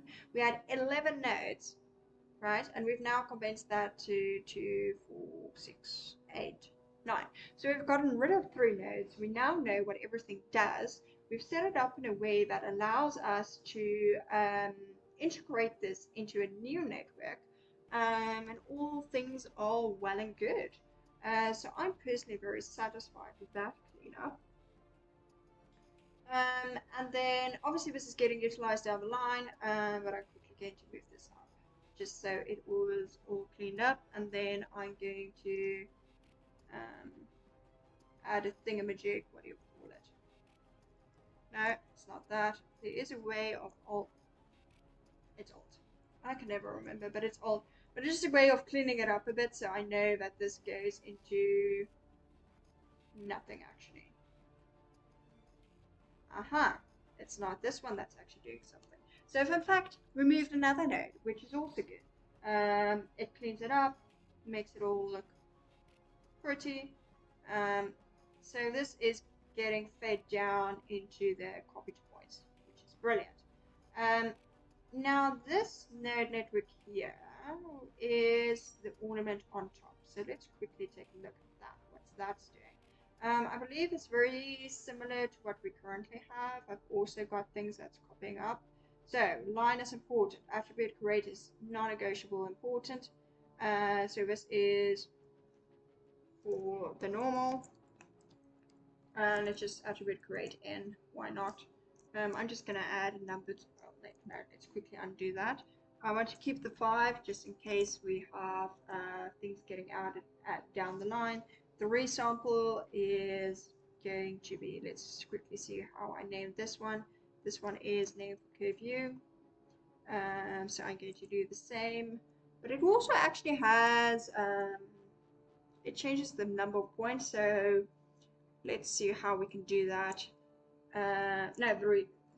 Okay, just remembered why I kept the resample, because the resample is a bit self-explanatory. It does tell us that it is adding points. So the resample is fine, so we're going to keep that. This is actually, come to think of it, also something that changes. It's a parameter you can change, because you can change resolution. So I'm going to change that to red, also over here. If I've actually got the right node selected, that would in fact help. So we've got that, we've got this, and then the attribute swap is for the curve. So I'm going to copy this just so I've got half the info I need. So that's going to be that, and this is going to be rooftop. It's an ornament. It's getting a bit long, but I'll know what it does. And I don't actually think we need the ramp. We do just need to know that it's a shape. So let's remove that to declutter a bit. That is also going to be something we can change down the line and implement in a new network. Now this is basically the same network that was on the rooftop. So what I'm doing now might be considered as irrelevant, but it is what it is. Now technically speaking, you can alter the revolve as well. And here's kind of an area where you can again say, well, what are you going to do? Because you could potentially avoid all of these controls and just have one at the bottom that controls the resample, the rooftop shape, the group range, and the poly extrude, in theory. Which, let me actually show you how to do that.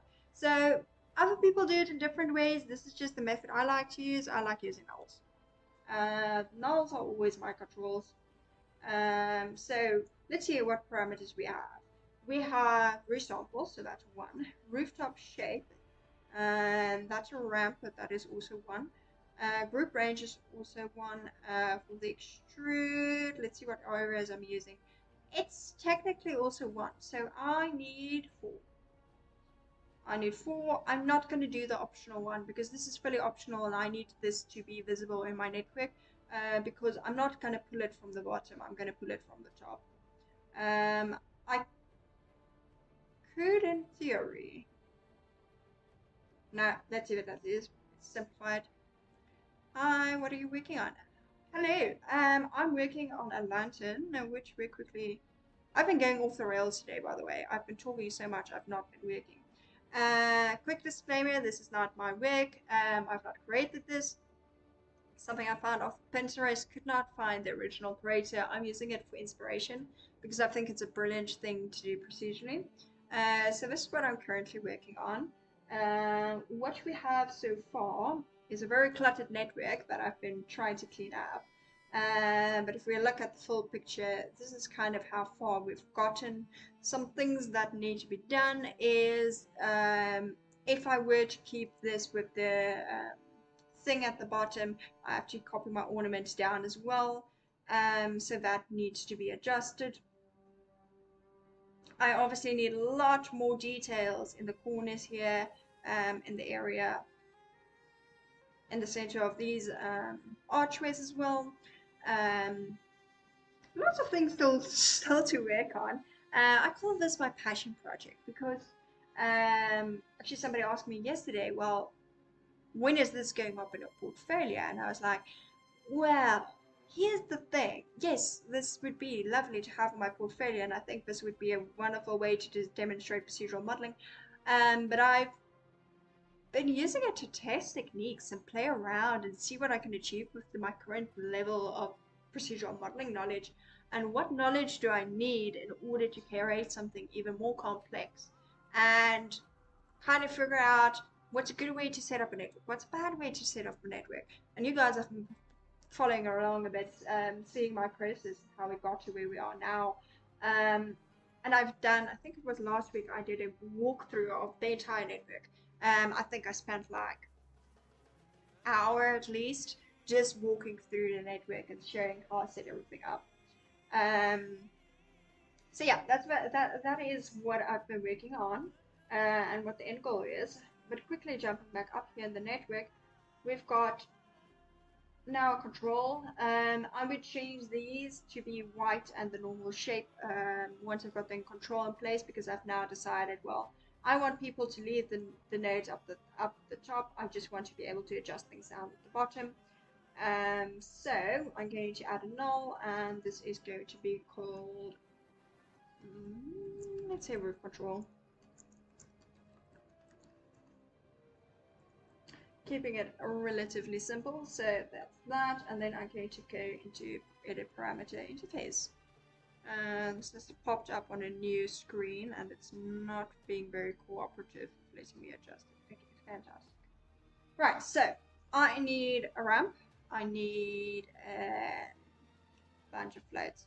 So let's do,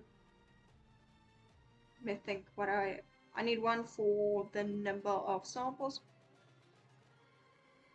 Well, it looks super cool. I don't know enough about 3D yet to really understand it all, but cool to see. Thank you. Thank you. I would say Houdini and procedural modeling is not the easiest software or method to understand coming new into the industry, but it is very fun. It is, as I mentioned, very much a passion project for me. I absolutely adore the software. I do not currently have the level of knowledge that I need to fully implement it in my workflow, but that would be the goal one day. I would absolutely love to just work in Houdini all day. That would be absolutely brilliant. We've got a lot of people that stream ZBrush and are absolutely brilliant at it, but that's not personally my strength. It's going to be utter blasphemy to say, but ZBrush does bore me. I get very bored in ZBrush. I've just started my 3D learning journey, so I imagine I won't be using softwares like that for a while. Looks complex. It is complex, but if you break it down, it can be simple. It's basically, you've just got all of this data at your fingertips, and you kind of have to decide what to use and how. So that is what makes it difficult. You need to learn how to access the data. For example, in Maya, you've got data you can access. You've got points, and you've got normals, and you've got faces and edges, and those are all easy to utilize and easy to find, and you kind of know by default what they are and what they do. Where oftentimes in Houdini, you need to specify you actually want normals for the object, or you need to not manually, but procedurally alter those normals to suit your needs, or you can use them. You can use your normals to create a curve, which is actually mind-boggling to me. Because in Maya or Blender or any of those softwares, if you create a curve, you just draw the curve. And that's it. Now you can do that in Houdini. You can do that in Houdini. but it's a bit more complicated. But I'm describing this without actually showing you guys, so that it makes it more difficult. But if we take a line, this is basically a bit like an edge. It's not quite an edge. It's closer to a curve. Let's say it's a curve, but it's a straight curve, right? So let's quickly view that. By default, it comes with 2 points, and it counts as one primitive. It's a bit primitive.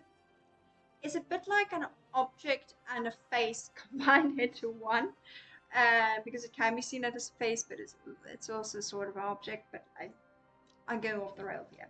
Okay, so by default it's a line, but if we actually press on the button to view normals, nothing happens. It doesn't come with normals by default, so I need to specify it needs to have normals. So normals are point related, right? So it goes with points. And generally speaking, normals are, how do I put it? Normals normally go in one direction. They don't curve all over the place. They just go in one direction. And it's usually the value is either 0 or 1. So due to that, we've got it as set as a vector type instead of float, because we're not going 0.1. It's not going 0.1 in a direction. It's going 1. So due to that, it's just basically a vector, and I'm telling Houdini I want n. N means normal. So that goes 1, 1, and that just gives us that, right? Fantastic. Then we've got a resample, which is a bit like a subdivision, but specifically for curves, so it adds points, but it also gives us curve U. Now curve U, if we view that, it's a bit of a gradient, so that just gives us basically a mask to say how things will be affected. And then where is the curve actually coming in? Okay, I'm not going to go too much into the sort or the copy to point, because that is not irrelevant, but it's not really relevant to what I'm trying to explain here. And then basically you just take your curve U, import it into this new network. By default, it does come with the geometry VOP and the geometry VOP output. So I didn't add those, they come by default. I just basically said import the curve U. That's going to be used as a mask, so that went into a ramp, and that's literally just, I typed ramp and I got ramp parameter, and that is this node. So I'm just plugging that into it. And by default, we've got our points and our normals already gets imported, so that just gets plugged into displacement. Right over your head. Do not worry, I felt like that too.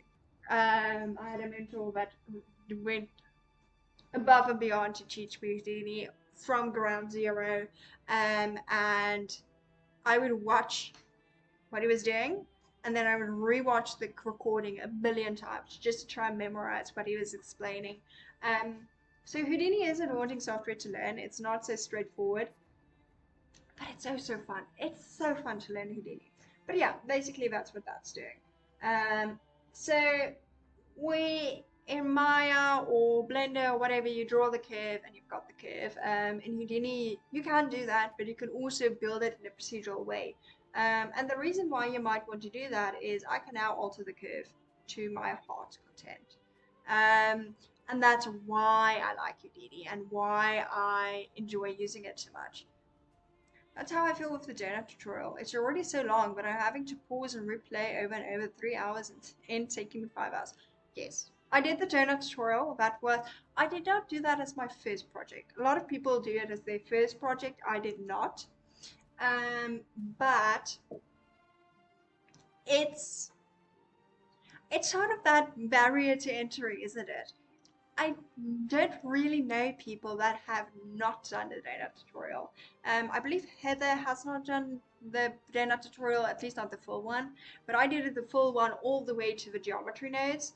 Absolutely adore doing the geometry nodes, which is very telling why I enjoy Houdini.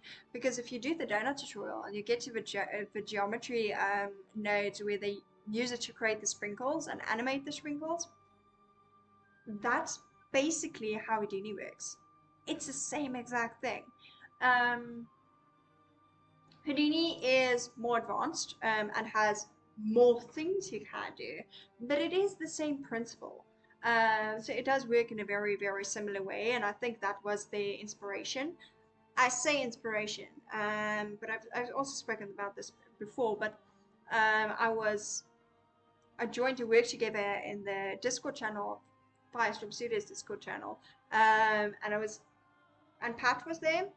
So he's one of our other streamers. He streams predominantly ZBrush. He does the A to Z series at a different time. I don't know where that'll be in your time zone, but point is, I joined that, and he was speaking about the history of all the software. And what I never knew was Blender actually came before um, Maya or Z. When I think it was before ZBrush. I think it came before ZBrush or Maya, one of those. No, it came before Maya, and I think the pre-release of ZBrush came before Maya as well. So yeah, point is, the geometry nodes were kind of inspired by Houdini's node system. So that's why it's quite similar, and why I say if you can master those, you'll be fine in Houdini. I'll have to check Houdini out. I've only ever tried Blender before, but yeah, for sure. The donut tutorial was like a must-do, even though it's overwhelming and kind of boring.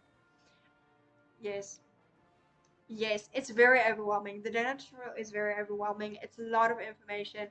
It kind of, it's good to do because it introduces you to so many areas of 3D. It has a little bit of texturing, it has a little bit of geometry nodes, which is procedural, there's some animation, there's some lighting, there's some texturing, obviously some modeling. Though I will say that the workflow is maybe not quite industry standard, but it is a good way to expose you to so many different areas. So I do think it's beneficial to do because it'll also give you a very good idea of what you do enjoy and what you don't like about 3D. The downside to it is you don't really learn about UVs or topology, which are very, very key areas of 3D. But it is worth doing at least once. At least once. I think I would go into it with a completely different eyes if I were to do it now. I would struggle though because I have not used Blender in 3.5 years, probably. So the let's say the keybinds and all those fun things are interesting. The keys are obviously different for every software, and I've kind of got Maya, ZBrush, Substance Painter, and Houdini down. Houdini is similar to Maya, so the controls aren't that difficult to adapt to. Marvelous Designer is more problematic. That is all. It's a bit different. Right, so control. I want to go to this and I want to add floats. So the one is going to be what? Let's quickly look. One is a resample, and I'm not worried about the what do you call it? The curve view, because I'm not going to change curve view. Curve view is just curve view, right? So let's name it something that I'm going to know where it is. So that is going to be, let's say resolution. Why not? Resolution. Curve resolution. Let's be more specific. Curve resolution. And we're not going to look too closely at my spelling because my spelling is sometimes atrocious. So that is that. Okay, so fantastic. That is curve resolution. And then the next thing, I'm not going to worry about the copy to top, is shape. So let's do shape. Can I send you a slightly long message? Will you read it? I've written some stuff in it. Yes, of course I'll read it. I'm happy to read it. Feel free to send me a message. I don't really care if it's long. I'll read it the same as I would if it's short. So no worries on it no worries on it being long. Long my messages are fine. So no worries. Right, so rooftop shape. Now this might not be a rooftop at the end. Maybe you use it for something else. But let's say shape. Let's keep it simple. Shape. And that is going to be shape. And then it actually, I'm not going to call it shape because this is a ramp, it's not a float. So let's do pattern selection. So that is going to be, am I going to keep it at pattern selection?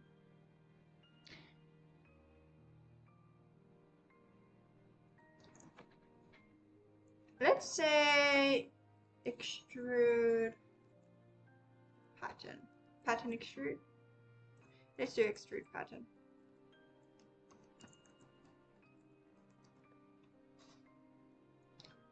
So let's do that. I have seen your message. I'll read it in a second. Just gonna quickly finish up here.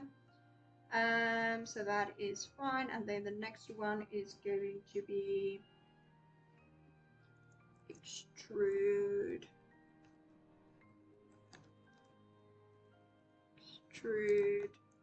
distance. Extrude distance. So I'm gonna copy that and I'm gonna paste that into that. And then the last thing I want to add is a ramp, and it's a float.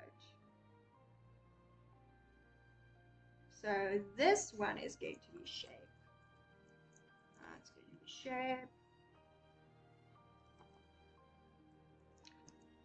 My nails are too long, so I'm making a million typos.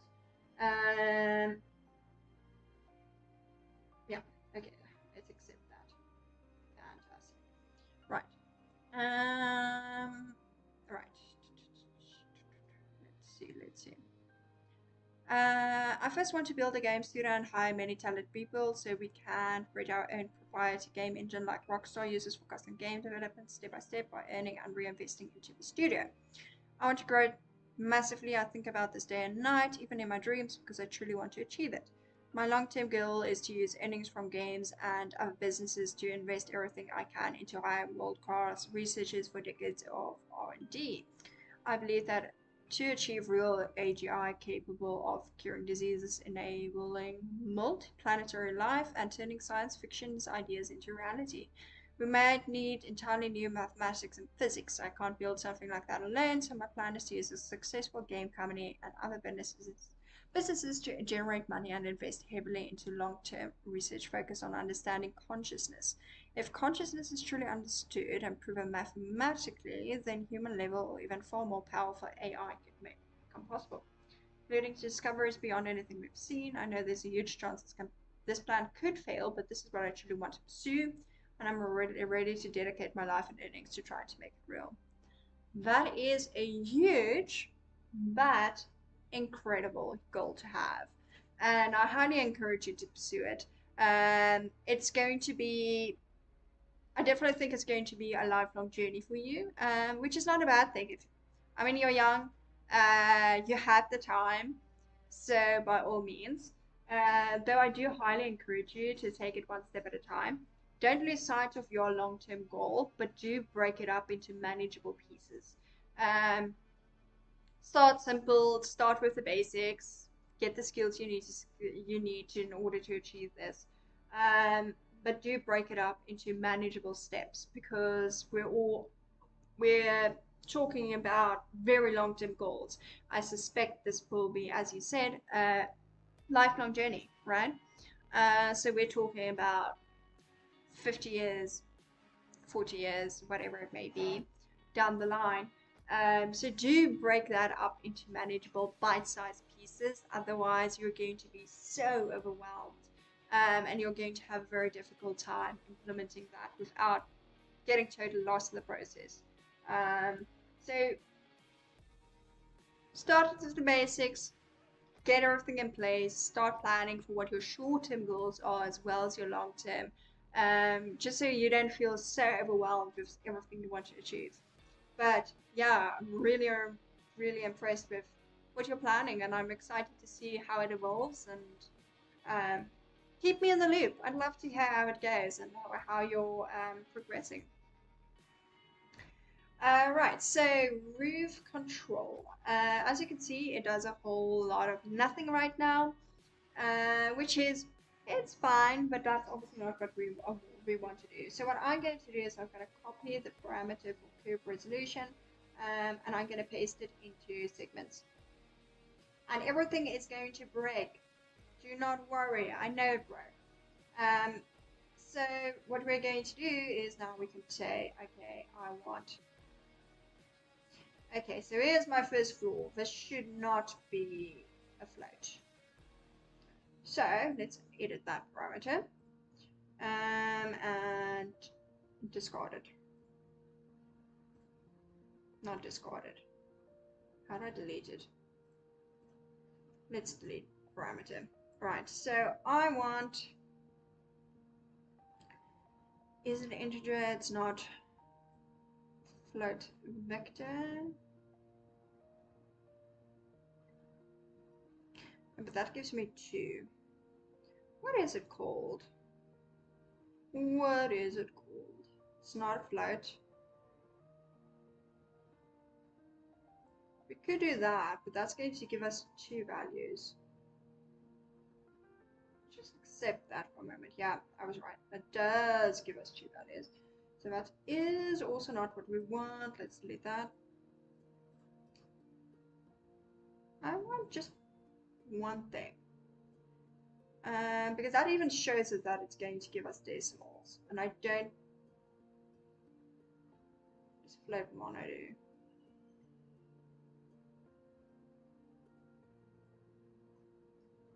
What does float mono do?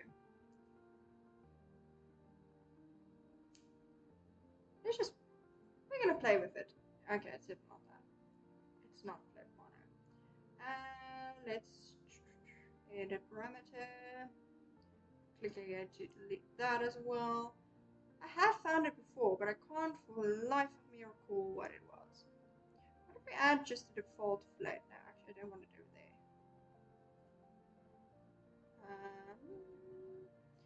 Delete that parameter, put it over there. Can I change this to a vector?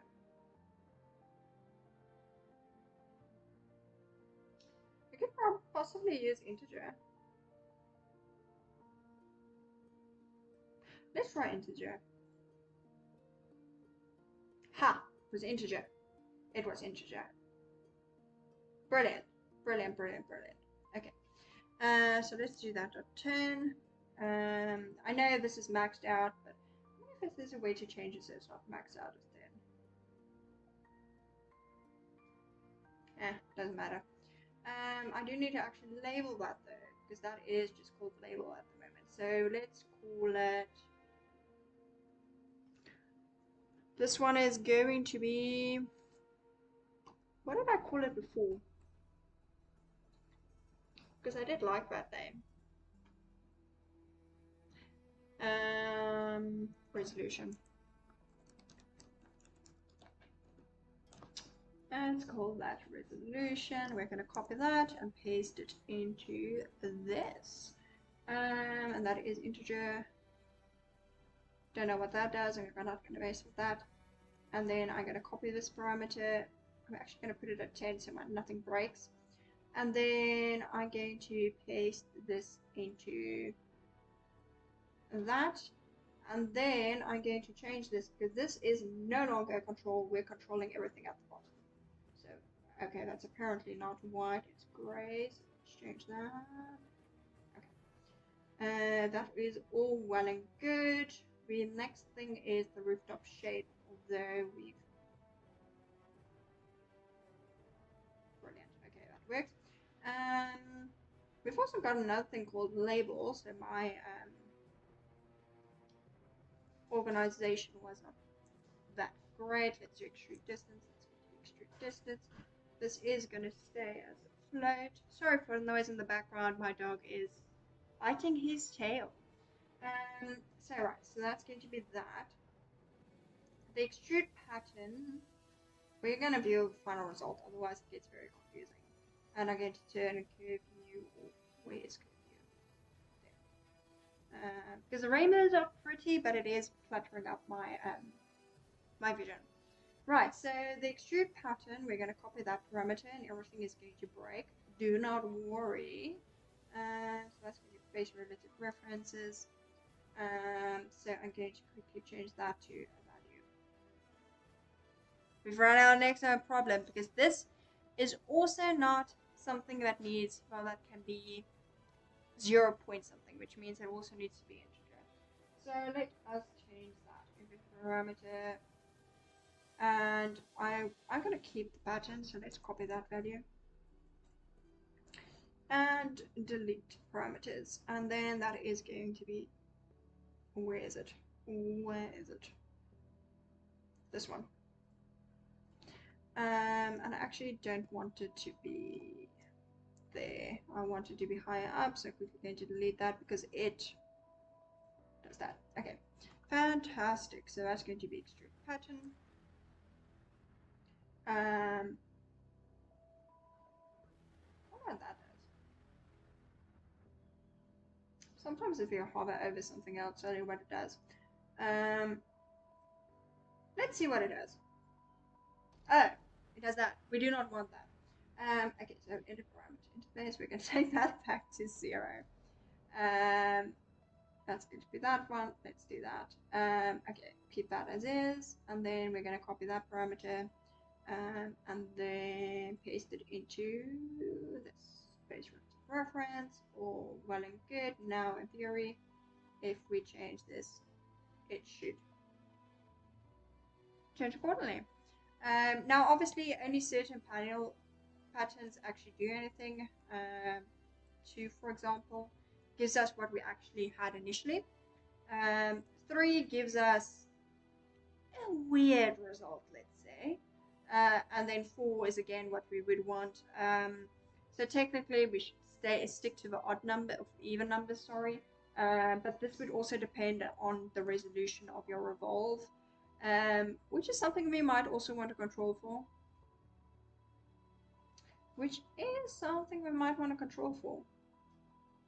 And I had this at red actually. Okay, that is a later problem. So this needs to be back to its usual shape because we've now got a control at the bottom for it. That is that one. Fantastic. Okay, next up. The distance for the extrude. I'm going to copy that parameter and we're going to paste it into the distance. So that's relative references, and then this can actually be 0 point whatever. So I think this we're going to try. Can I do it at 5? Please tell me I can do it at 5. It's probably too thick, but we'll leave it as is.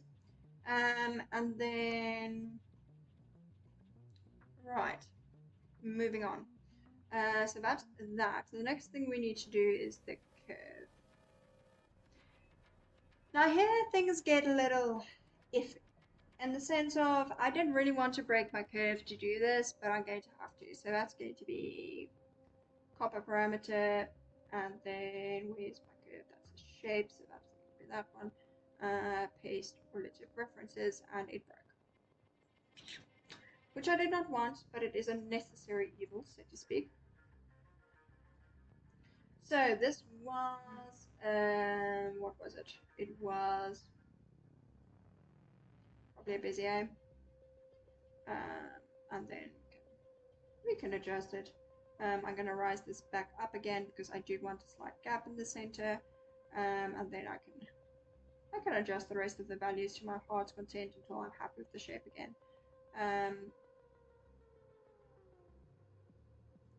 Let's see what I like. I like that quite a lot. So that is that. And then for the rest, I don't want to add anything else to it. The thing we could potentially add is the amount of segments for the revolve. So let's just last minute thing do that as well. So that is also going to be an integer. Actually don't want it there, so let's delete that again. I want this probably, yeah.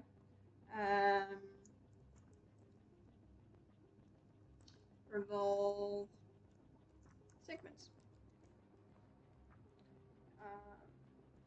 So let's do that, and then put it over there, and then we're all well and good, except, and then that's going to be copied to the,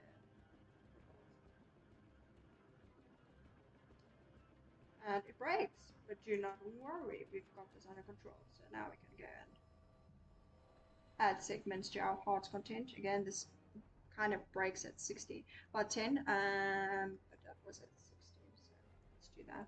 And you can obviously take it higher like that. You'll notice if we go into odd numbers, the extrude kind of breaks and the pattern breaks, but then if we wanted to, we could change this to 3, 4. No, actually, forget what I said, we cannot fix it really. Well, actually we can. It needs to be just the right number. For example, values of 5 is probably the only number that would fit into 25. Just how division works, it is what it is. But let's just keep that at 16. And I know 2 is my number for that. It is all well and good, and I don't want this to be orthographic. I want that to be perspective. Right, so now it might have seemed like I was wasting my time with what I've did today, but what I've now done is I've built something that can be utilized for a different network. It's user-friendly, anyone else can use it, they can alter it if they so choose to suit their needs, or I in the future can also use it obviously. But it's relatively straightforward, it's clean, it's functional, and I'm comfortable handing that off to someone else down the pipeline for them to use. Right, I think I'm going to end it there for today. Thank you for joining me. It was lovely having you guys. We've had a chatty chat, which was lovely. I really enjoy answering you guys' questions and helping where I can. And I'll see you guys next week. I'll be back on Tuesday and Friday as well. Okay, bye guys.